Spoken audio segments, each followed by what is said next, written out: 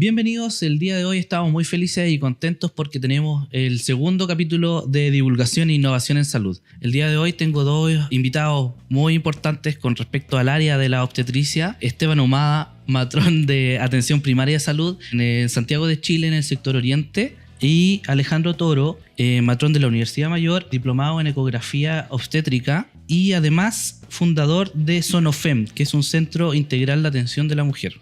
En el embarazo se producen muchos cambios que son significativos tanto para la mujer como para la sociedad. Tenemos que tener en cuenta de que es un proceso en donde se viven múltiples cambios para poder llegar a su objetivo, que es poder que nazca ese bebé y luego poder alimentarlo. El conocimiento de estos cambios puede ayudar a las mujeres a poder disminuir niveles de ansiedad y que se centren en poder disfrutar un poco más de su embarazo. Alejandro, ¿nos puedes contar más o menos a qué te dedicas?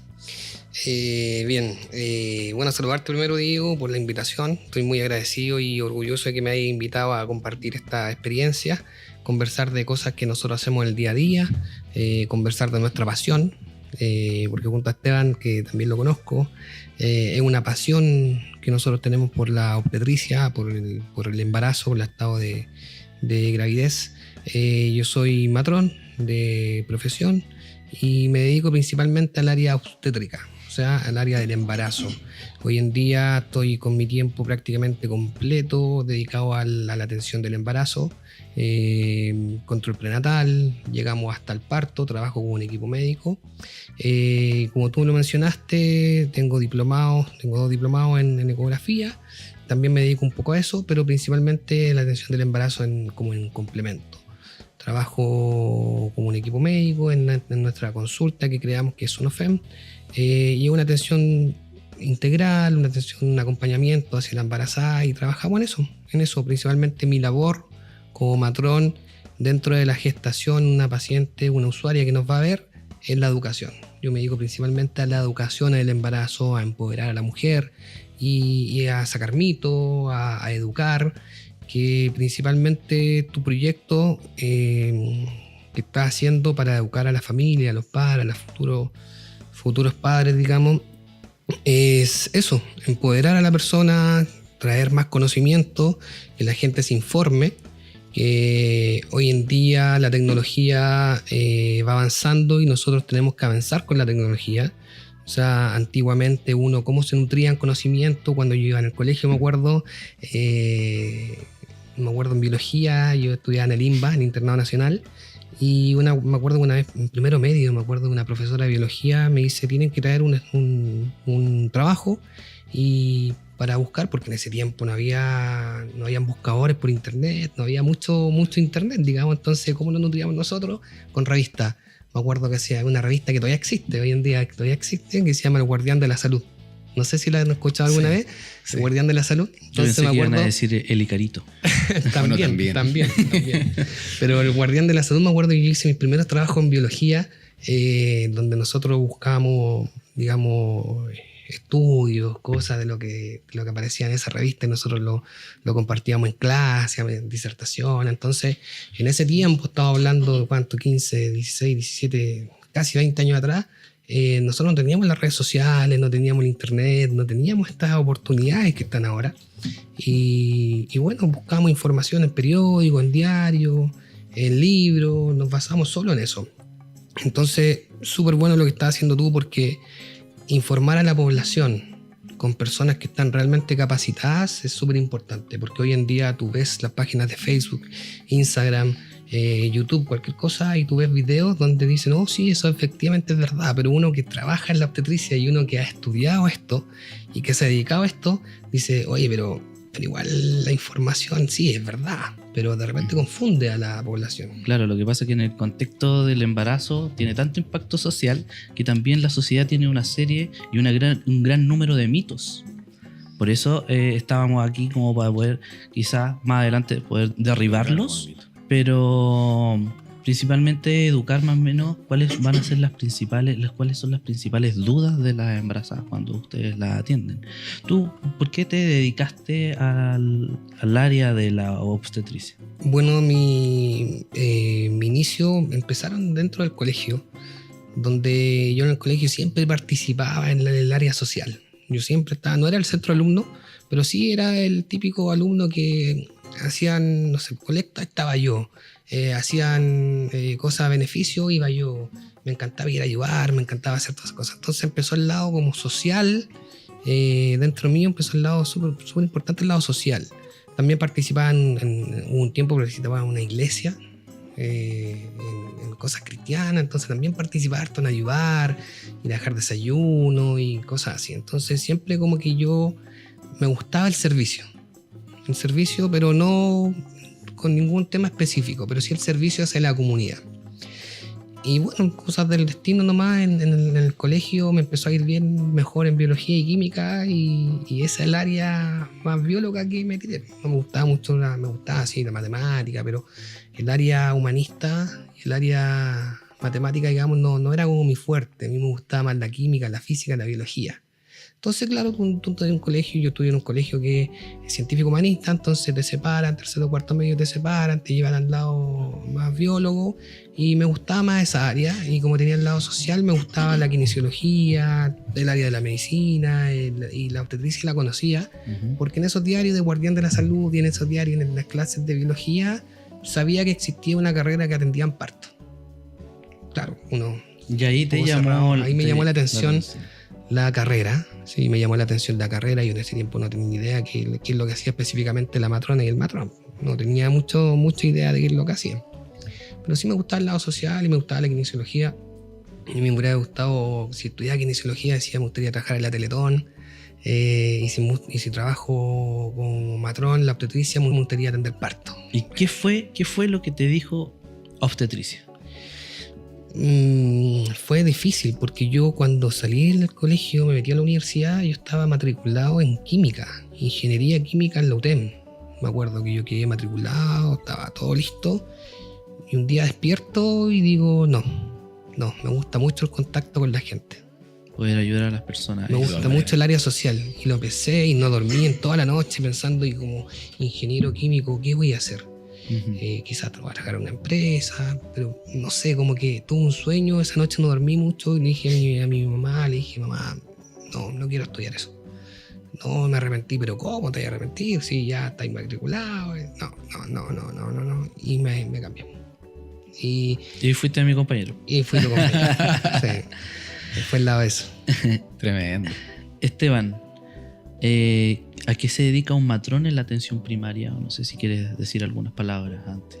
Sí, de todas maneras quiero decir unas palabras. Para mí, hoy día Diego y Alejandro, es una alegría verlos también en este contexto, ya que no toda la gente probablemente sabe, pero nos vimos en otro contexto como yo siendo matrón, ustedes futuros matrones, y ahora verlo en esta área, Diego animando este programa, siendo matrón profesional, dedicado a la obstetricia y neonatología específicamente, y ver a Alejandro con un centro médico creciendo en la carrera y en lo que tú dijiste que era nuestra pasión, Alejandro, para mí de verdad es una alegría tremenda, un orgullo, y que los tres podamos disfrutar esta pasión que yo creo que el día de mañana, cuando tengamos 65 años, probablemente vamos a seguir disfrutando y vamos a estar muy felices de haber escogido un camino que nos llevó a ayudar a otras personas, como decía Alejandro. Ahí a lo mejor me voy a explayar un poquito más en eso, pero sí agradecerte por la invitación.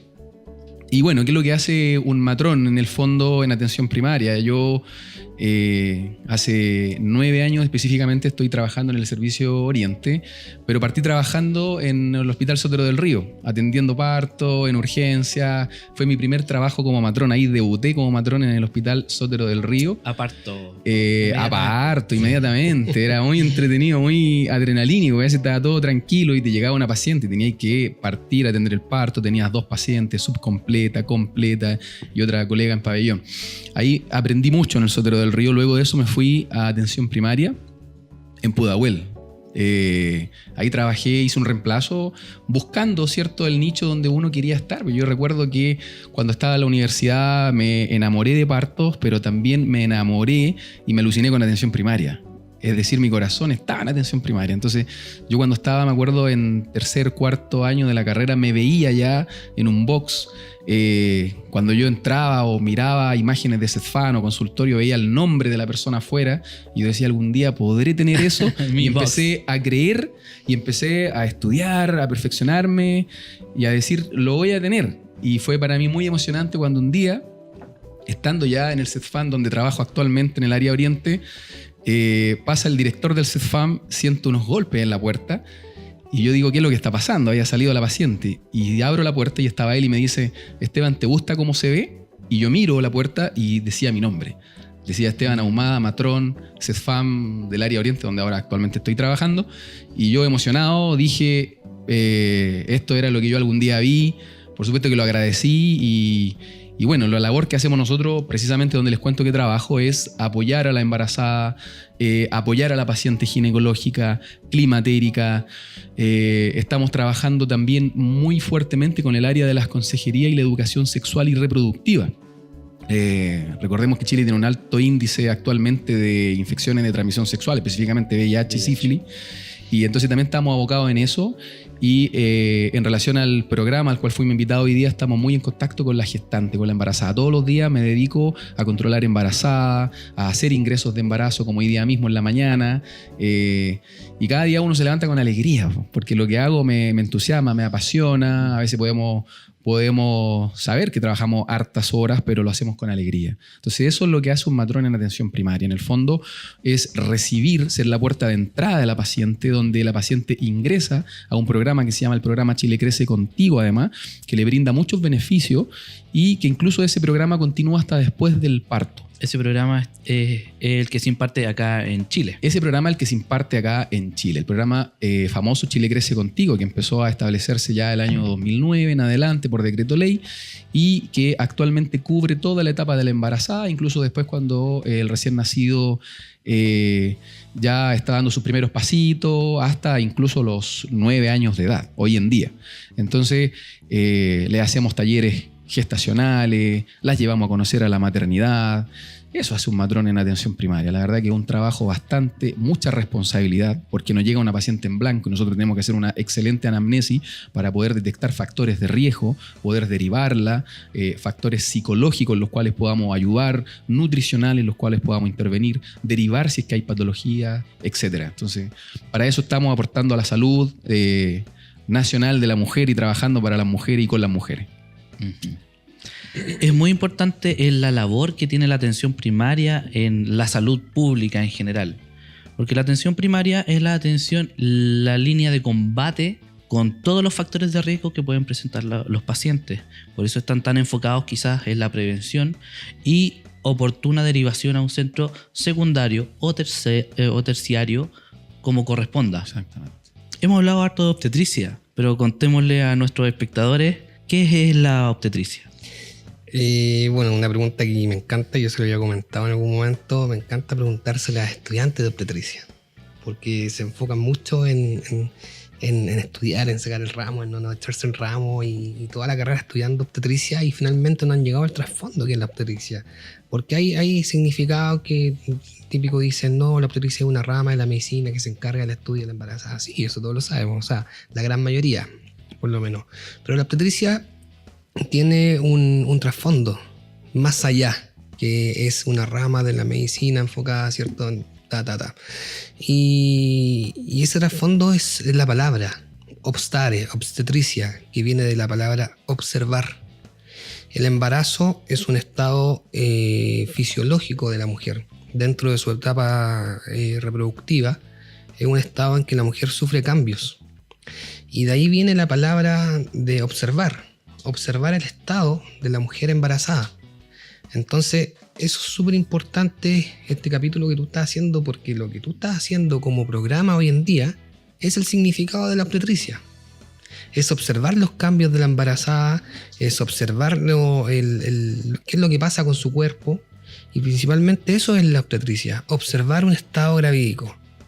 ¿Qué es lo que pasa? Que se está hablando hoy en día, ustedes saben, de la medicalización, de la instrumentalización del parto, del embarazo, y eso es lo que nosotros como matrones tenemos que sopesar, hacer un equilibrio.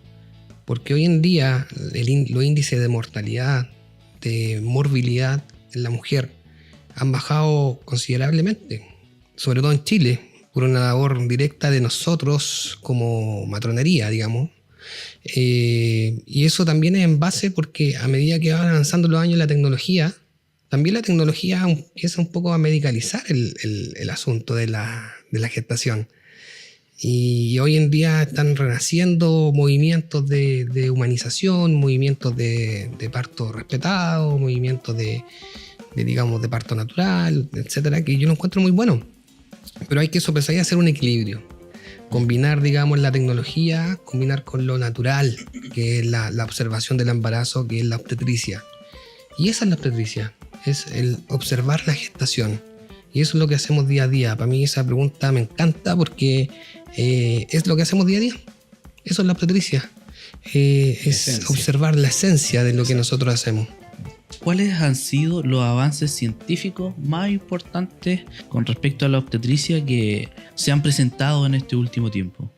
Bueno, yo creo que como avance científico, Diego, yo creo que se pueden mencionar varios. Por ejemplo, te puedo mencionar uno muy, muy habitual que hoy día las pacientes, yo creo que son más jóvenes, yo creo que no saben que antiguamente, por ejemplo, se auscultaba solamente con un estetoscopio bastante antiguo que en algunas consultas está. De hecho, yo lo tengo todavía en mi box. Yo tengo uno ahí en mi oficina. Tú lo tienes en tu oficina, que es el famoso estetoscopio de Pinar. Tráemelo. Si lo podemos mostrar. Hablando de avance científico, en la matronería en Chile y en la obstetricia en general, como bien explicaba Alejandro, o sea, si pensamos que somos una de las primeras carreras a nivel nacional que tiene más alta trayectoria, más de 180 años. Obviamente que han habido avances tremendos. O sea, yo creo que cuando recién partieron las primeras matronas y profesionales de esta carrera, yo creo que contaban con mucho conocimiento y harta expertise, porque en realidad con el avance del tiempo hemos logrado tener avances como este que yo te mencionaba, donde con ese estetoscopio que vamos a ver probablemente para todas las pacientes, a lo mejor a mi mamá la auscultaron con eso, a mi abuelita probablemente el estetoscopio de Pinar, que desde las 18, 19 semanas.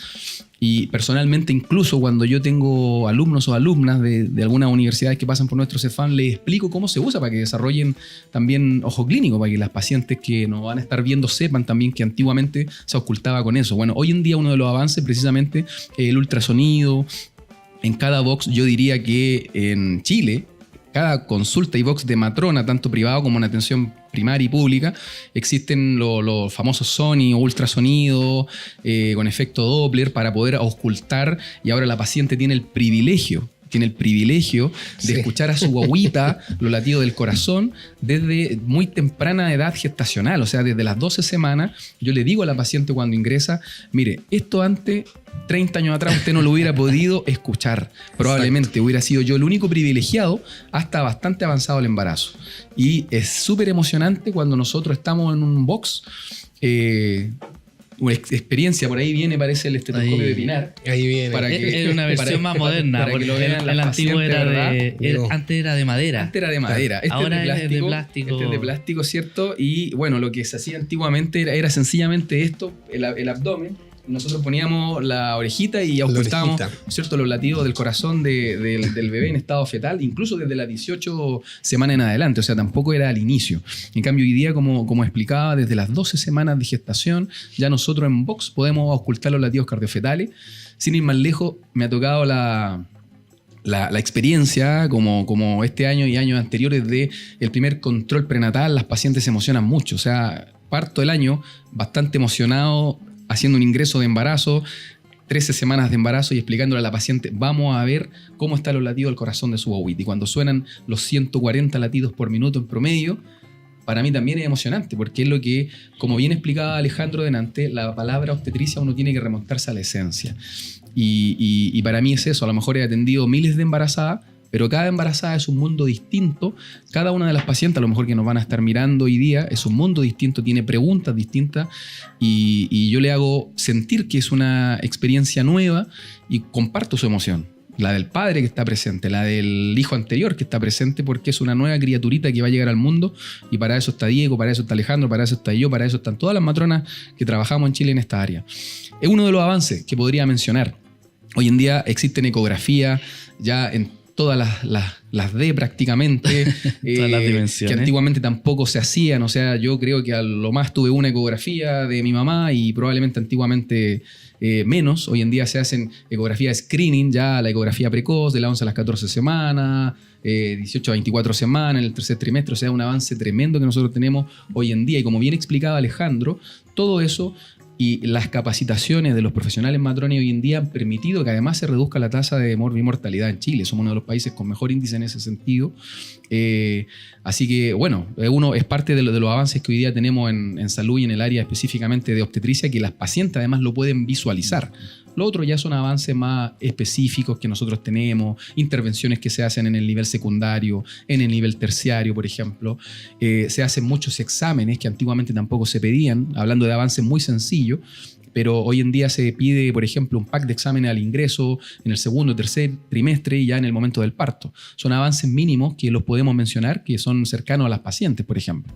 Entonces, es un orgullo para la matronería en Chile tener todos esos avances y estar desarrollando y estar complementando la tecnología con lo que es el conocimiento y la práctica que nunca se tiene que perder. Yo también le digo siempre a los alumnos, nunca pierda la sensibilidad. Adáptense a los nuevos tiempos, pero nunca pierda la sensibilidad a pesar de los avances tecnológicos. O sea, nunca un Instagram, nunca una aplicación va a reemplazar a una matrona, va a reemplazar a un matrón por muchos avances tecnológicos que tengamos, incluso aunque pasen 20 años más, creo yo. O sea, siempre vamos a tener un matrón y una matrona en box y que las pacientes y usuarias tienen que estar confiadas en que le vamos a prestar la mejor atención. O sea, es mejor hacerle caso a la matrona que muchas veces al doctor Google, por ejemplo, aunque puede servir mucho, pero para eso estamos, de todo corazón. El embarazo, como les dije, tiene muchos cambios. Y nosotros conocemos y nosotros estudiamos cuáles son los cambios fisiológicos del embarazo. ¿Qué quiere decir que sean cambios fisiológicos? Que son cambios normales que se pueden producir quizás en una u otra forma a la embarazada, pero son cambios normales y que muchas veces generan algún tipo de duda, pregunta. ¿Cuáles son los cambios fisiológicos del embarazo que más te consultan, Alejandro? Bueno, yo creo que una de las consultas tiene que ver con el tema de los dolores al principio del embarazo. La gran mayoría de las mujeres sabe que al final del embarazo se provocan las contracciones, dolores en los huesitos, en el pubis, en el sacro, en el coxis. Entonces, pero al principio del embarazo las mujeres no tienen muy claro si los dolores que les dan son normales. Entonces, eso es una clásica pregunta que me hacen y que no también está poco explicado, porque las mujeres en realidad no conocen más bien estos síntomas, que son los dolores en el bajo vientre, que algunas mujeres le dicen, o en la pelvis. Son dolores, por lo general son dolores punzantes, que pueden ocurrir en uno o en los dos lados simultáneamente, o puede ser un lado o el otro. Son clasificadas como las pacientes como puntadas, que son aisladas, que disminuyen, digamos, al acostarse, etc. Entonces eso es lo que yo siempre les converso y les explico, que esos dolores son normales en el embarazo y que se le producen a la gran mayoría de las mujeres. ¿Por qué? Yo siempre les explico esto a las pacientes. El útero es como una pera, es como una perita, es chiquitito. Este útero anatómicamente se aloja sobre la vejiga, ya que es lo normal. O sea, la gran mayoría de las mujeres tiene el útero hacia adelante y se llama anteroversoflexión, y hay pocas mujeres que tienen el útero hacia atrás, ¿ya? Pero hacia adelante es una perita que por lo general ese útero no anda bailando para adelante, para atrás todo el día, sino que está siempre fijo en su posición. Anatómicamente se afirma la pelvis, a los huesos de la pelvis, a través de ligamentos. Estos ligamentos son ligamentos que hacen adelante, hacia atrás, una capita de ligamento, y el útero al principio del embarazo es como una perita chiquitito y empieza a crecer a medida que la gestación avanza. El útero empieza a crecer, por ende las cuerdas que yo siempre le digo a mis pacientes, piensa en una pera, y que esta pera tiene cuerdas hacia los lados, hacia adelante, y son los ligamentos. Que la sujetan. Los ligamentos. Exacto. Entonces estos ligamentos lo que hacen cuando el útero va creciendo, a medida que el útero va creciendo, estos ligamentos se van estirando. Y yo siempre les explico a las mujeres, han escuchado a los futbolistas, a los deportistas, cuando tuve una rotura de ligamento o se me rompieron los ligamentos, etc. Los ligamentos duelen cuando se estiran. Duelen. Entonces, a medida que el útero va creciendo, estos ligamentos se van estirando. Y este estiramiento de los ligamentos es el que puede producir probablemente el dolor. La literatura así lo habla, de que probablemente sea el dolor, el estiramiento de estos ligamentos que va provocando el dolor. Por eso el dolor no es constante, no es todo el día. Son puntadas que dan a veces, por lo general puede dar en la parte delantera, en la parte posterior también. La paciente alguna vez se dice que es un dolor de cola, también lo diferencian como un dolor típico de ovario. Pero eso más que nada es como el estiramiento de los ligamentos. ¿Cómo solucionar esto? La verdad es que son normales, son fisiológicos. Por ende, no hay una solución para esos dolores de ligamento. No, lo que yo siempre les explico a las pacientes, mira, lo principal, siempre estar bien hidratada, ¿ya? Porque también he leído estudios y hay un par de literatura que habla sobre la humectación de los ligamentos. Un ligamento bien humectado no va a sufrir tanto, digamos, desgaste, o no va a sufrir tanto dolor, digamos, la paciente cuando está bien hidratada, digamos, el ligamento se estira. Y también hacer un reposo relativo, digamos, si la paciente encuentra que esos dolores se le pasan cuando se acuesta, también se le refuerza un poquito el tema del reposo. Pero esos dolores son típicos durante el embarazo, durante el primer periodo de gestación, también pueden ocurrir durante todo el embarazo, pero son dolores que probablemente a muchas de las pacientes le han dado, que son unas puntadas, al lado derecho, al lado izquierdo, atrás, de repente, y no son constantes, son a veces, muchas veces puede ser un dolor muy, muy, muy fuerte, pero se pasa. Eso yo creo que es una de las... Todos estos cambios están previstos. De cierta forma el cuerpo se va adaptando a esto con modificaciones de su sistema endocrino, que son las hormonas que va liberando desde que la mujer queda embarazada. La hormona como de mantención del embarazo es la progesterona.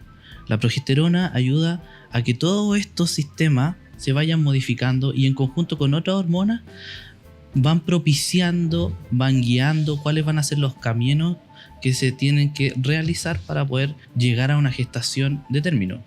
Dentro de las hormonas iniciales que se producen en el embarazo está la famosa beta-HCG que hablábamos hace poco, la gonadotrofina coriónica humana, que es la hormona que utilizan los test de embarazo, porque en la mayoría de los embarazos uno puede tener una escala de ciertos niveles de hormona en la sangre o también de niveles de hormona presentes en la orina. Con ciertos niveles de gonadotrofina coriónica humana se puede hacer el diagnóstico de embarazo, pero la hormona gonadotrofina tiene otra repercusión en el cuerpo en el inicio del embarazo. ¿Qué nos puedes contar? Tiene su lado B, como se puede decir. Bueno, como bien tú lo decías, Diego, el nombre es bastante complicado, tal vez decirlo a primera, hormona gonadotrofina coriónica humana. O sea, no es para ponérselo a un hijo, ¿verdad? Pero de todas maneras, el nombre científico que nosotros como matrones conocemos es la hormona que se comienza a liberar y que cuando llegan las pacientes a nuestro box y nos dicen, ¿sabe qué? Alejandro, Diego, Esteban, estoy con náusea, siento que algo ocurre en mi cuerpo, precisamente esa hormona está mostrando ese lado que yo te mencionaba, que es la que empieza a provocar esta náusea, sensación de vómitos matinales muchas veces. Y respecto a los cambios que se producen en el embarazo, para que toda la usuaria o paciente que nos están viendo en este momento, es esa hormonita precisamente la que les provoca las náuseas, los vómitos, y cuando llegan al control prenatal, sobre todo al ingreso, es una de las principales consultas si es normal o no. Si es normal o no que ellas tengan tanta náusea y tantos vómitos. Bueno, la respuesta es que sí es un proceso fisiológico. Cuando hablamos de fisiología, es algo normal, esperable y predecible, que se puede producir en el embarazo. Ahora, esto, por supuesto que hoy en día, dentro de los avances científicos que nosotros tenemos en el campo de la matronería, se han creado medicamentos específicos que son antieméticos que pueden ayudar a combatir estas sintomatologías que a veces, por supuesto, que son muy desagradables porque hay usuarias gestantes que les toca bastante duro. Hay algunas pacientes que a veces llegan al control, llegan a las 20 semanas y no han tenido absolutamente ningún vómito, ninguna náusea y nada, pero hay otras que a veces llegan destruidas totalmente, y ahí es donde está el rol del matrón y la matrona, para poder identificar si esa náusea y vómitos también están dentro de un parámetro normal, porque dentro de las primeras semanas de gestación, segundo trimestre, se puede producir, hay una patología que se llama la hiperemesis gravídica también, y para eso el matrón y la matrona está capacitado o capacitada para poder identificar ese factor de riesgo y poder controlarlo poder derivar oportunamente. Por eso en cada control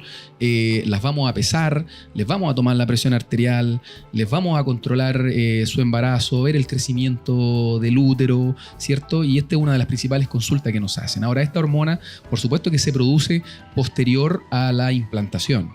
Una vez que ya se ha implantado el huevito gestacional en las paredes, en el útero, como bien tú dices, Diego, un par de días después se empieza a producir esta hormona gonadotrofina coriónica, que es la que, como tú bien decías, captan los test de embarazo en sangre principalmente, que es lo que pedimos en los centros de salud primaria y público. Entonces, pero posteriormente, para que las pacientes que nos escuchan, esto me va a durar todo el embarazo, voy a estar así los 9 meses. Perfectamente no, porque nosotros tenemos, y la experiencia que nosotros hemos tenido y lo que dicen los estudios científicos, por supuesto que hay una etapa de nivelación, donde esta hormona, las primeras semanitas, estamos hablando de semanas 10, 11, 12, agarra harto vuelo, y luego de esa semana empieza a estabilizarse y empiezan a ceder, empiezan a disminuir esta sintomatología de vómito y náusea. Y ahí es donde radica la importancia de que las usuarias vayan a los controles prenatales, tanto privado como en el servicio público, para nosotros detectar, por supuesto que si una paciente tiene 25 semanas de gestación, ya pasó las 12 semanas, evidentemente vamos a tener que ver qué es lo que está ocurriendo y poder frenar esa situación por un tema también de comodidad para la usuaria. Es una de las principales consultas, Diego, náusea, vómitos, clásico. Dentro del inicio del embarazo, generalmente estas molestias duran hasta el primer trimestre, como hablamos. Luego de esto se produce los cambios que son producidos anatómicamente por el resto de las hormonas. Hay mujeres que consultan por sangrado en las encías, sangrado por la nariz. ¿Por qué son producidos estos cambios? ¿Es importante que se tengan que controlar o es algo normal y esperable?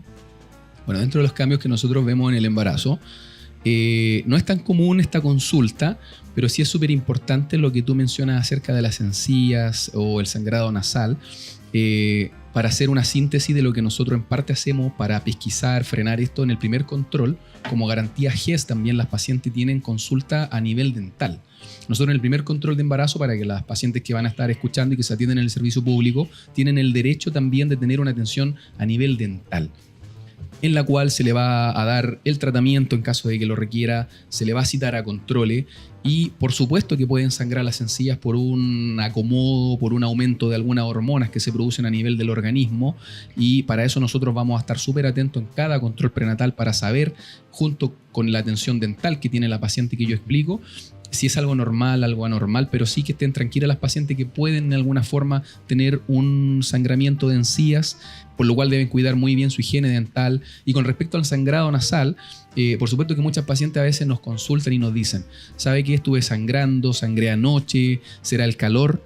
¿Será la presión arterial? Bueno, una de las primeras cosas que nosotros controlamos cuando la usuaria llega es la presión arterial, y muchas veces esa presión está normal. Simplemente es un sangrado que le puede ocurrir a cualquier persona, sea gestante o no gestante. La embarazada, por supuesto, que tiene algunos cambios, como estamos hablando, y algo que quiero dejar bien enfatizado, que yo también le digo a las pacientes: el embarazo no es una enfermedad, es un cambio en el organismo que afecta distintas zonas del cuerpo. Como lo hablaba Alejandro, dan puntadita a nivel del bajo vientre, a nivel pélvico, náuseas, vómito, hay dolor mamario muchas veces. Las pacientes, que es un tema que también a veces es recurrente y que no se habla mucho, hay puntadas mamarias, y ahí es donde yo le digo a las pacientes: recuerde que usted en un par de meses más también va a tener una labor súper importante, que a lo mejor eso lo van a hablar en otro capítulo tú, que es el tema de la lactancia, y sus mamas se están preparando para ese momento. ¿Qué es lo que recomendamos? Un sostén adecuado, que no se preocupe, que no se asuste. Incluso desde las 16 semanas, uno de los cambios que vemos, 18 semanas, puede tener hasta secreción mamaria, lo cual es bastante normal. Ahora, una paciente se preguntará, ¿eso les pasa a todas? No les pasa a todas necesariamente. Hay pacientes que experimentan la lactancia cuando nace su bebé, pero son parte de los cambios fisiológicos del embarazo que nosotros estamos acostumbrados a ver, pero no las pacientes. Por eso que es lindo y muy bueno esto que tú estás haciendo, para que quienes nos escuchan sepan y en este momento estén diciendo, es normal, o por esto sí me tengo que preocupar. A medida que va avanzando el embarazo, se va produciendo el aumento del tamaño del útero, y debido al aumento del tamaño del feto o del bebé. Este aumento del tamaño va produciendo una reorganización de los órganos internos, ya sea nuestro sistema gastrointestinal, que quiere decir que se relaciona con respecto a todo lo que es la alimentación, la eliminación de las deposiciones, que también tiene algún cambio. Muchas pacientes preguntan por el estreñimiento. ¿Qué pueden hacer por el También estreñimiento? es una muy buena pregunta. El estreñimiento viene a causa, como tú bien lo decías, una reorganización de los intestinos durante la gestación. Recordemos que anatómicamente el útero se relaciona hacia adelante con la vejiga y hacia atrás con el colon. ¿Ya? El colon sigmoide, que es la parte final de los intestinos. Principalmente el útero, por lo general, empieza a crecer y empieza, digamos, a comprimir los intestinos. Y esto es lo que provoca, a medida que va avanzando la gestación, el problema del estreñimiento. Muchas pacientes nos preguntan, pucha, antes de estar embarazada yo iba al baño todos los días, o 2 veces al día, o día por medio, etcétera, pero ahora se ha ido un poquito alargando este periodo. O sea, ya no estoy yendo todos los días, sino que me cuesta ir cada 2-3 días. Yo le explico, sí, es normal, es un proceso normal del embarazo. Principalmente, como yo le explico, es un cambio fisiológico. Hay que tratar de no medicalizar, digamos, el embarazo. Y tenemos medidas externas que podemos hacer con el tema del estreñimiento. El útero entonces crece, presiona la S, digamos, los intestinos, e impide que las S salgan con normalidad, sobre todo en la parte baja, que es el colon. Y además este aumento de hormonas produce una disminución del peristaltismo, que es el movimiento que tiene el intestino, que ayuda a que circule el bolo alimentario. El estreñimiento viene muy de la mano con la acidez también, porque lo que es la progesterona es un enlentecimiento, como tú dices, de toda la vía digestiva. Entonces, a nivel inferior, nosotros tenemos que se lentece entonces el peristaltismo, y junto con el crecido del útero empieza el estreñimiento. ¿Cómo lo podemos solucionar eso? Cambiar un poco los hábitos, ¿ya? Por tomar por lo menos 1 a 2 litros de agua al día, fraccionada, cambiar alimentos con mayor cantidad de fibra, ¿ya? Hacer un poco de ejercicio. Entonces, ¿cuáles son las recomendaciones que nosotros como profesionales hacemos para la embarazada para evitar el estreñimiento? Uno, eso, principalmente aumentar la ingesta de agua, aumentar la ingesta de fibra, y aumentar la cantidad de ejercicio. A nosotros movilizarnos, las mujeres movilizarse, digamos, hacer un par de ejercicios, caminar, un poco caminata no más allá de 1 hora, media hora al día, si es que no está acostumbrada a hacerlo, eso podría mejorar un poco el estreñimiento. ¿Y por qué va de la mano, como yo te decía, con la acidez? Porque también las hormonas del embarazo, que es la progesterona, enlentece también el tránsito gástrico. El tránsito gástrico, porque van de la mano estos dos síntomas digestivos. Cuando te preguntan por el estreñimiento, se acuerdan de la acidez. Al principio el embarazo era los vómitos, las náuseas, pero al final, el segundo o tercer trimestre, empieza el tema de la pirosis y la acidez. Esto se produce también por el aumento de los jugos gástricos y el lentecimiento del vaciamiento del estómago. Produce que la comida se mantenga un poquito más de tiempo, digamos, y el útero presiona hacia arriba también el estómago. Esto genera que los ácidos gástricos pasen hacia el esófago, y eso también te genera un poco la acidez. Lo mismo para eso también, evitar, digamos, los alimentos que te pueden generar más acidez, digamos, la fritura, el café, el chocolate, las cremas, y las grasas, etcétera. Exacto. Y aumentar la ingesta de agua, fraccionar las comidas, dormir un poquito con una almohada, no dormir recta. Son cosas que nosotros podemos ir manejando y no dar tanto medicamento. Obviamente, cuando esto pasa más allá, digamos, como decía Esteban en un principio, tenemos alternativas, digamos, que podemos dar a las pacientes en cuanto al estreñimiento y en cuanto a la acidez, pero no las vamos a nombrar porque la idea es comentar los cambios fisiológicos y todo lo que sea medicamento durante el embarazo, conversarlo y pedir la opinión de un profesional. A medida que va creciendo el útero, no solo va produciendo cambios anatómicos en el intestino, en el sistema gastrointestinal, también puede generar algún tipo de cambio respiratorio y también generar algún tipo de compresión hacia anterior, hacia adelante, donde está la vejiga, que esto se va acrecentando mediante va aumentando el embarazo. ¿Qué le recomendarías a las embarazadas cuando empiezan a tener una frecuencia mayor miccional? ¿Y por qué se produce esto? ¿Por qué se produce esto? Bueno, a medida que avanza el embarazo, como bien lo explicaba Alejandro, el útero es un músculo que va en forma elástica, aumentando de tamaño. Una de las cosas que nosotros hacemos en los controles, para que las pacientes lo sepan también, la matrona o matrón con una winchita le va midiendo el útero en cada control y vamos determinando principalmente si ese útero está creciendo bien, para determinar a su vez si el bebé está teniendo algún problema de crecimiento. Entonces, como este útero va creciendo, por supuesto que va comprimiendo la zona vesical, como lo explicaba Alejandro, la paciente va teniendo más frecuencia para ir al baño, pero ahí es donde es súper importante cuando un matrono o una matrona pregunte a la paciente cuánto es la frecuencia, qué otros síntomas tiene. Es decir, existe una fisiología. Por supuesto que hay un aumento en la frecuencia para orinar, pero también la paciente tiene que estar muy atenta si es que este momento cuando ella orina es con dolor, lo cual nosotros denominamos disuria, ¿cierto? Vamos a hablarlo en términos bastante entendibles, dolor al orinar, cuando la frecuencia aumenta en una forma desproporcionada, es decir, en términos prácticos. Yo siempre les pregunto a las pacientes, usted cuando orina, se está lavando las manitos, ¿nuevamente siente las ganas de orinar inmediatamente? ¿Siente que no vació toda la vejiga? Probablemente ahí estemos frente a otra situación que lo podemos determinar con alguna sintomatología como esta que estoy hablando, o a través de algunos exámenes que un profesional capacitado le va a solicitar. Entonces, por supuesto que el útero puede provocar algunas situaciones, entre otras cosas, la pirosis, frecuencia de aumento miccional.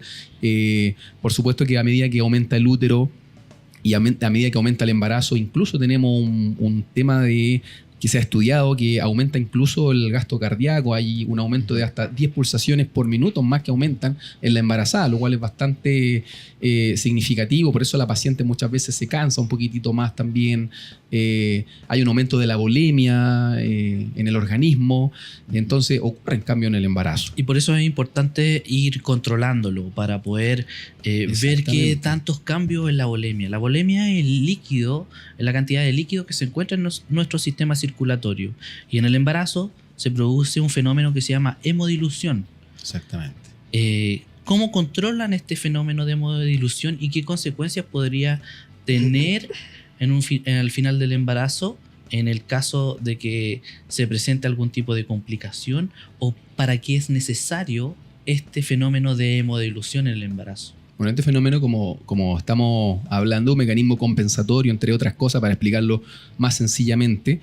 ¿Cómo lo controlamos nosotros? Si bien es cierto, se produce de forma fisiológica, también hay algunos autores, no todos, pero sí hay algunos autores que hablan incluso de una anemia fisiológica que se produce en el embarazo.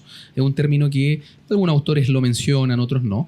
Entonces, nosotros, ¿cómo lo controlamos? A través de algunos exámenes que vamos evaluando primer, segundo, tercer trimestre, que nosotros le denominamos hematocrito hemoglobina, por ejemplo, donde vamos determinando los valores de esta situación y vamos viendo si la paciente realmente entró en una anemia que hay que controlar, que hay que darle un aporte extra de fierro, un comprimido, 2 comprimidos, hasta 3 comprimidos para suplir las carencias que se han producido durante esta etapa.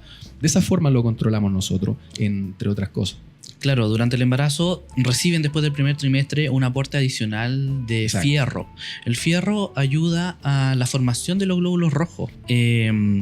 Pero en el embarazo, al final del embarazo, lo que tienen que tener en cuenta de que se va a perder una cantidad de sangre en el parto. Además, En los partos vaginales, ¿se diferencia con respecto a los partos por cesárea la estimación del sangrado que se puede tener? Sí, por supuesto. La cesárea es un procedimiento mucho más invasivo que el parto, por ende, cuando uno asiste a un parto, la mujer, por lo general, nace el bebé, ¿cierto? Y después de eso viene, bueno, junto con eso la pérdida de líquido, y luego viene el alumbramiento, que se describe muchas veces como el segundo parto. Y eso produce, al salir la placenta, el alumbramiento, eso produce un sangrado fisiológico normal, que esto ocurre cuando se separa la placenta del útero y quedan los vasos sanguíneos expuestos, digamos, y empiezan a sangrar. Eso se evita durante un parto normal con las famosas ligaduras vivas de Pinar, que siempre a nosotros nos explicaron en la universidad, que las fibras del útero se entrecruzan y al contraerse el útero cierran el paso de esta arteria, digamos, y el útero se va contrayendo y estas arterias se van, digamos, cerrando, se forman coágulos y deja de sangrar la mujer. Entonces, en un parto normal, nace el bebé, hay pérdida de líquido, sale la placenta, ¿cierto? Y el sangrado es un sangrado que se produce en un corto periodo de tiempo, y un sangrado normal al salir de la placenta. Obviamente en la cesárea, como es un procedimiento que se hace una incisión, hay pérdida hemática en el momento que se abre la piel, hay pérdida hemática en el momento que... Sangre. Pérdida de sangre, digamos, perdón. Exacto, para que lo entiendan todos, la pérdida de sangre en el momento de la incisión, de abrir el útero, etc. Es mayor. La pérdida de sangre es mucho mayor en la cesárea que en un parto normal. De cierta forma, esta hemodilución ayuda a preparar a la mujer en el momento del parto para que su cantidad de glóbulos rojos, que son los encargados de transportar el oxígeno, esa caída no sea tan brusca. Exacto. A pesar de que esta misma hemodilución produce una disminución de la cantidad de glóbulos rojos en relación a volumen. En relación a volumen, exacto, porque se mal, digamos, muchas veces dice, no, la anemia o disminuye el glóbulo rojo.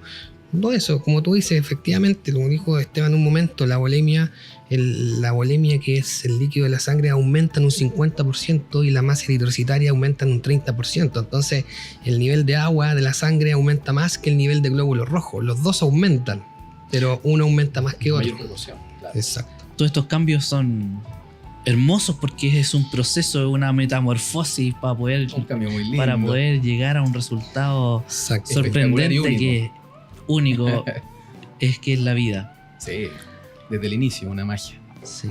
Fisiológica. Ahora vamos a ver algunas preguntas porque intenté hacer alguna entrevista en el Excelente. Cerro San Cristóbal de Santiago de Chile, en donde le preguntamos a las personas cuáles son sus consultas, qué les gustaría que nosotros habláramos en nuestro programa, así que veámoslas y vamos a tener la respuesta de nuestros profesionales de la salud. Mira, mis primeras dudas cuando quedé embarazada, como soy mamá primeriza, es como cuál es el proceso, qué se hace, qué es lo primero. Tengo que buscar un médico, tengo que empezar en la clínica, tengo que empezar en el parto, tengo que tomar pastillas, qué tengo que dejar de comer. En realidad, como que todas esas fueron mis primeras dudas cuando quedé embarazada. Hemos visto esta pregunta que trata acerca de cuáles son los primeros pasos que tiene que hacer una embarazada en su inicio. ¿Qué respuesta le daría Esteban? Bueno, para esa usuaria que preguntó y para cualquiera que esté escuchando, lo primero que se hace, por ejemplo, en el servicio de atención primaria, donde yo trabajo específicamente y creo que se debe hacer así en muchos lugares, primero recomendamos a la paciente que en cuanto sospeche de que está embarazada, me refiero a que no le haya llegado su menstruación, que tenga algún síntoma clásico de lo que hemos conversado hoy día, acuda inmediatamente a su centro de salud, ya sea privado o en el servicio público, y solicite hora con su matrono o matrona. Nosotros, por ejemplo, en el CEDFAN, donde yo trabajo, tenemos una oficina destinada para eso, a la que hemos denominado Oficina de la Mujer, donde atendemos consultas espontáneas de embarazadas, consultas ginecológicas, de la vida sexual y reproductiva. Entonces, una paciente que consulta por sospecha de embarazo, lo primero que le vamos a solicitar para confirmar es un test de embarazo. Luego de eso, idealmente que la paciente se presente, idealmente las primeras 12 semanas de gestación, o sea, mientras más precoz es mucho mejor. ¿Por qué razón? Porque cuando ella ingrese al primer control prenatal, en ese momento se le van a solicitar algunos exámenes y dentro de ese examen, dentro de ese pack de exámenes, nosotros solicitamos la primera ecografía. Esta ecografía va a determinar con exactitud cuántas semanas de gestación tiene esa paciente, para lo cual nosotros también vamos a usar lo que nosotros denominamos la fecha de última regla, que en cualquier ecografía aparece como la sigla FUR, fecha de última regla.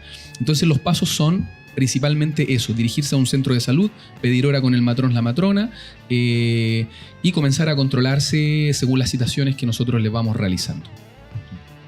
Tenemos otra pregunta de nuestros espectadores que intenté hacer en la entrevista en el Cerro San Cristóbal, que se refiere acerca de cuál es el apoyo psicológico. Si bien el embarazo genera muchos cambios y estos cambios necesitan algún tipo de red de apoyo para poder enfrentarlos. Escuchemos la pregunta que tiene nuestra... Siento que, bueno, nadie nace sabiendo ser mamá, ¿no es cierto? Entonces, de repente hay mucha ayuda como en la parte más psicológica, que uno debería tener como más apoyo en ese sentido. Sí, porque vivimos el día a día sometidos a un montón de cosas, entonces que estamos vivenciando por primera vez, la mujer puérpera por lo demás está así como con todos los niveles como súper sensible, Entonces, como de repente un poco más ayuda o más apoyo en ese ámbito, para mí yo creo que sería ideal. El resto lo vamos viviendo en el día a día, tenemos apoyo de la mamá, la abuelita, la tía, la hermana, qué sé yo. Pero creo que por ahí podría ser un poquito. Siento que eso me faltó un poco a mí. Bueno, es una excelente pregunta la que ella hace, porque hoy en día, si bien es cierto, antiguamente más se les denominaba consultorio a los centros de salud, hoy en día es CEDFAM, que es Centro de Salud Familiar, donde nosotros abarcamos de forma integral a la paciente. Y llámese a una gestante, nosotros también nos preocupamos mucho por la parte psicológica. Hay una frase que ocupan mucho los amigos psicólogos que es que sin salud mental no hay salud. Por lo tanto, basándonos en esa premisa y dentro de los programas nacionales en nuestro país se ha integrado distintas pautas. Nosotros cuando recibimos a una paciente en el primer control prenatal les hacemos una pauta. Y en esta pauta nosotros vamos a detectar factores de riesgo de depresión, factores psicológicos alterados. ¿Para qué? Para oportunamente nosotros poder derivar a esta usuaria y no solamente derivarla y desligarnos de eso, sino que ir en conjunto con el psicólogo, la psicóloga de nuestro centro de salud, ir controlando a esta paciente. Tenemos visitas domiciliarias incluso en las cuales nosotros participamos, para que las pacientes en todo el proceso de la gestación se sientan muy acompañadas. Hay diversos estudios que muestran que también un estado de salud bastante positivo favorece mucho la gestación. Entonces nosotros como atención primaria nos basamos mucho en eso.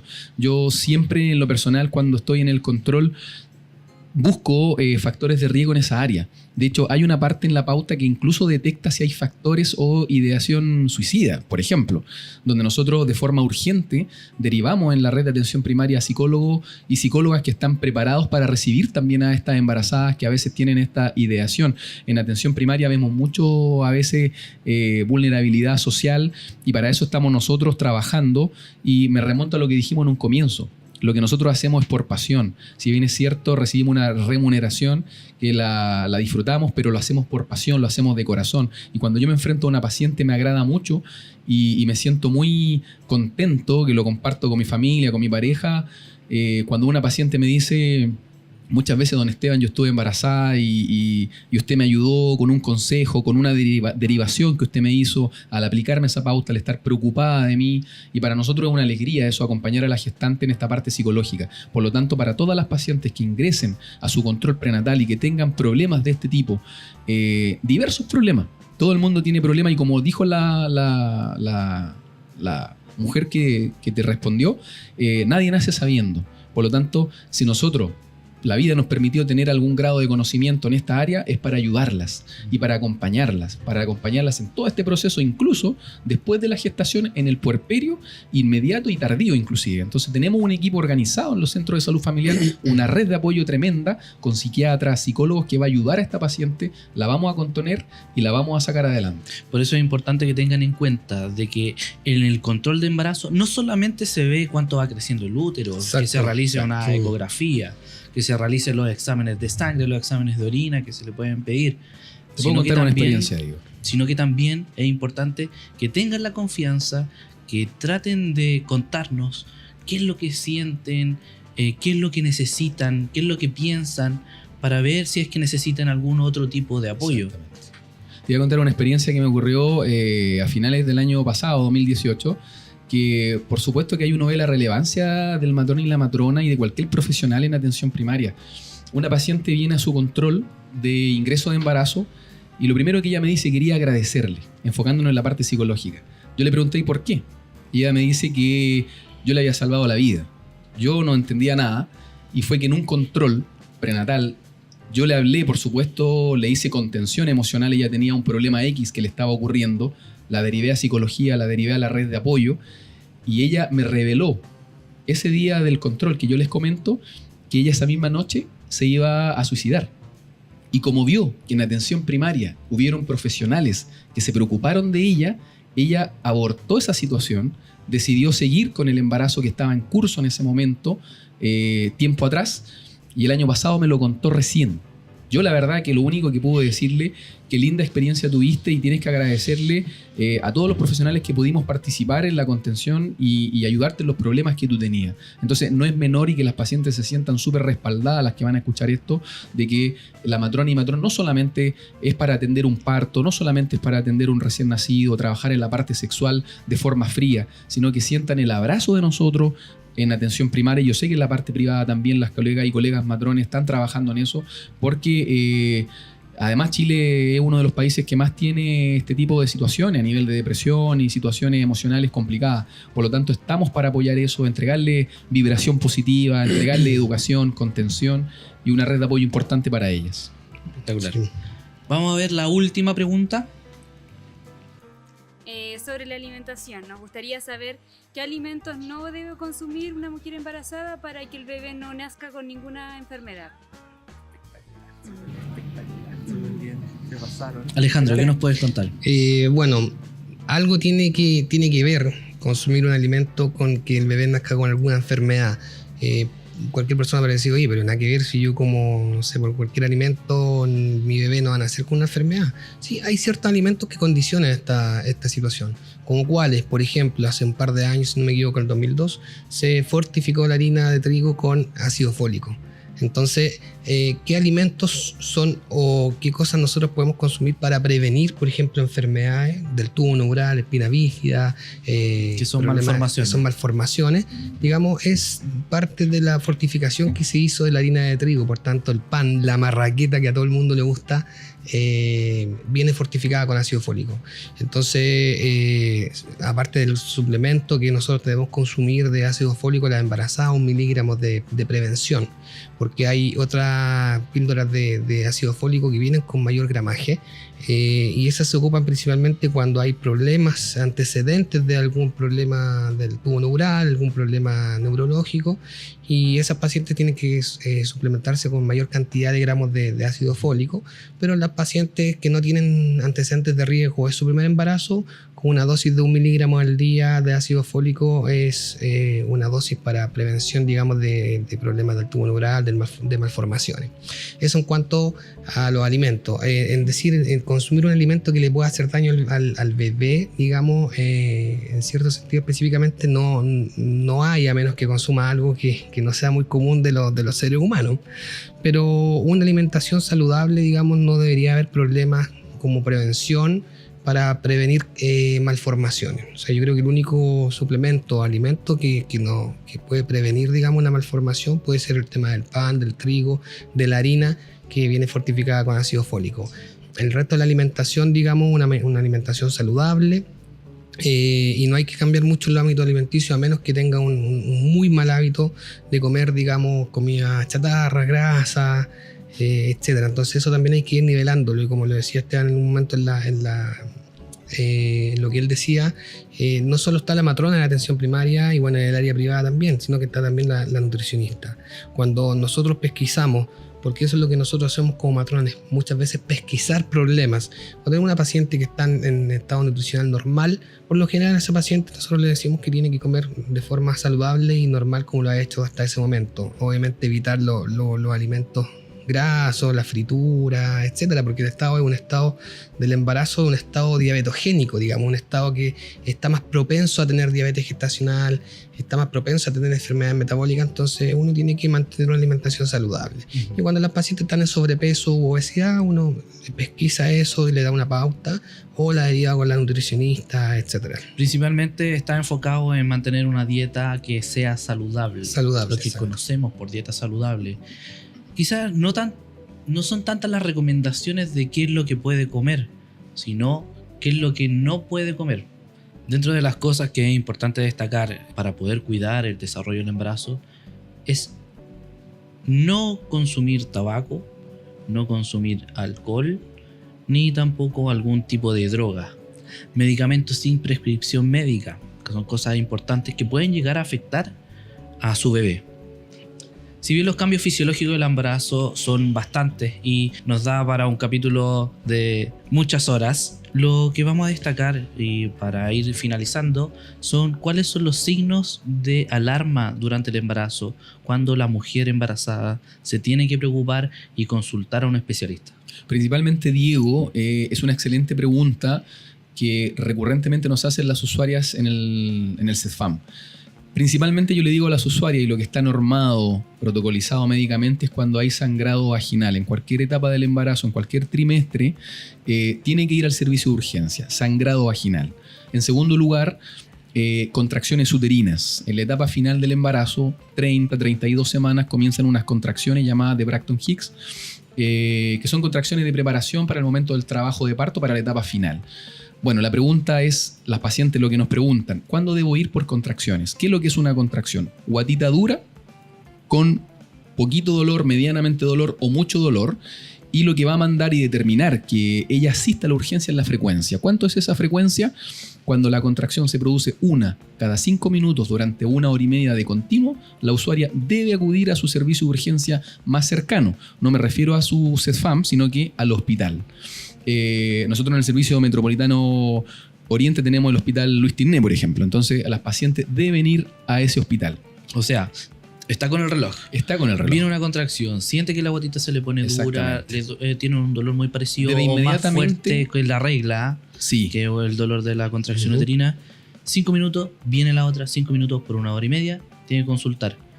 Inmediatamente tiene que tomar su Uber, su auto, su taxi e irse al hospital, porque puede estar comenzando el trabajo de parto. Por supuesto que la fisiología humana va a esperar, es decir, no van a ser inmediatamente. Hay un par de horas del trabajo de parto, sobre todo en las mujeres que están por primera vez embarazadas.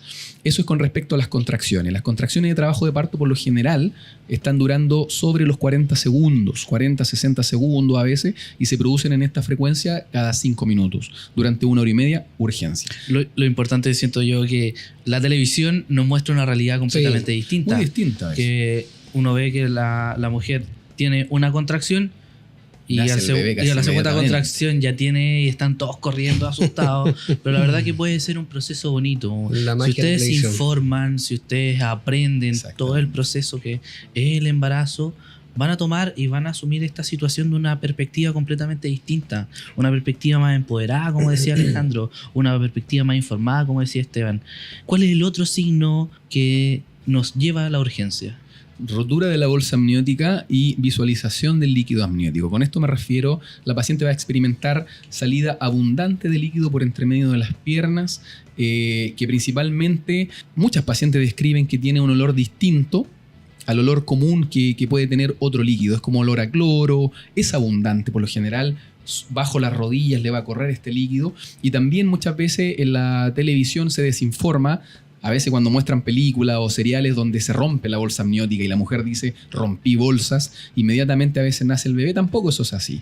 La verdad es que esta señal de urgencia implica que el bebé muchas veces queda expuesto a infecciones. Por lo tanto, lo que debe hacer la usuaria si está en el supermercado, en su casa y experimenta la rotura de la bolsa amniótica, es también irse al servicio de urgencia, donde se le va a atender para prevenir infecciones tanto para ella como para su guaguita, específicamente la corioamnionitis.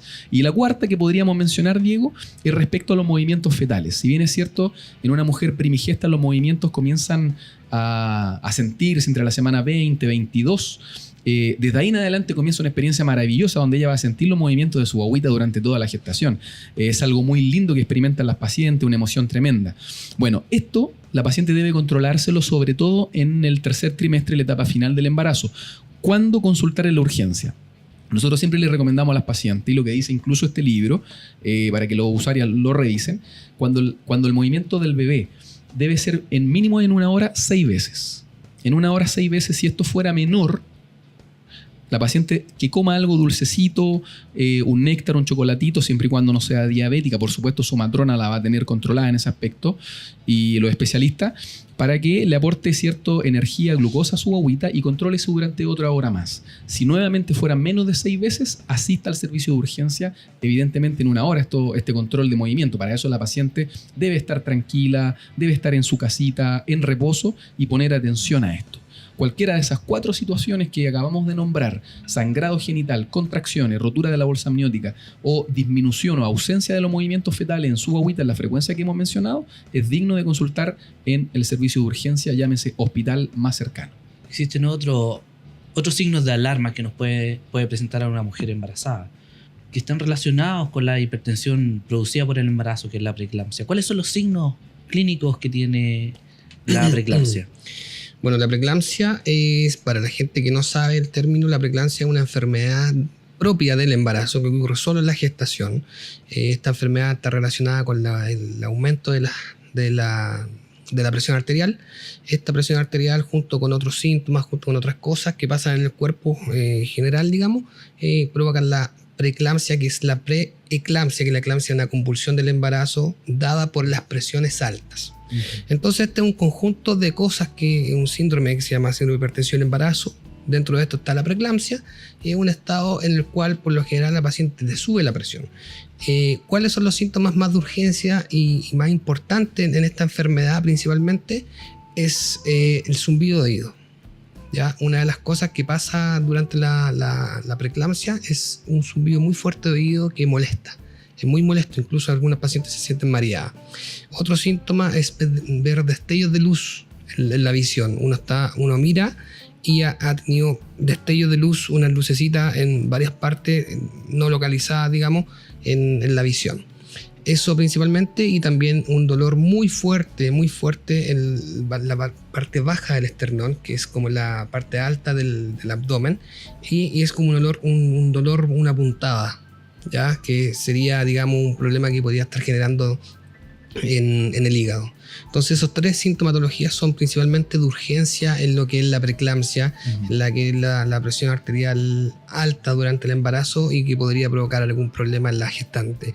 Por eso se aconseja, cuando tiene esta sintomatología, también consultar en la urgencia, porque puede ver muchas veces la presión alta es asintomática la gran mayoría de las veces, y cuando ya nos presentamos con esta sintomatología estamos hablando de que ya esta patología, que es la presión alta en el embarazo, está provocando cambios en el cuerpo, cambios neurológicos principalmente, y ya esos cambios neurológicos son los que se presentan como asintomatología, lo que te mencioné, la fotopsia, que son los destellos de luz. Entonces es tinnitus, que es el zumbido de oídos, fotopsia. Que vean destellos de luces, exacto, fotofobia, que les moleste la luz, y epigastralgia, que es el dolor abdominal más alto, que no es como una contracción. Bueno, y obviamente la preeclampsia precede a la eclampsia, que la eclampsia es la convulsión. Entonces, si un familiar ve a una paciente embarazada que está convulsionando, eso de inmediatamente la van a llevar a urgencia, al servicio de urgencia. Pero eso le da un antecedente a los médicos, a las matronas también, de que está convulsionando, que es una de las patologías más peligrosas durante el embarazo. Por ende, no se van a tomar otras medidas de inmediato. Es súper importante cuando uno lleva a una paciente a urgencia y la paciente no está consciente o tuvo un desmayo, una convulsión, es contar al personal de salud cuál es el motivo de la paciente y qué le pasó y cuándo fue, etc. Perfecto. Les quiero agradecer. Los invito a revisar los otros capítulos que vienen después del parto, que el primer capítulo fue de cuidados básicos de un recién nacido. La verdad que yo a Esteban y a Alejandro, cuando les conté, los invité al programa, les conté que era para poder ayudar a las personas. Ellos inmediatamente me dijeron que sí, nosotros estamos contigo. Faltó la versión femenina de las matronas, que está enfermita, así que les mando un saludo. Así que agradecerle a ustedes, los invito a suscribirse a nuestro canal, porque nosotros queremos seguir creciendo como programa informativo para poder ayudarlos a ustedes y a sus familias. Así que un aplauso a ustedes, chiquillos, se pasaron. Gracias.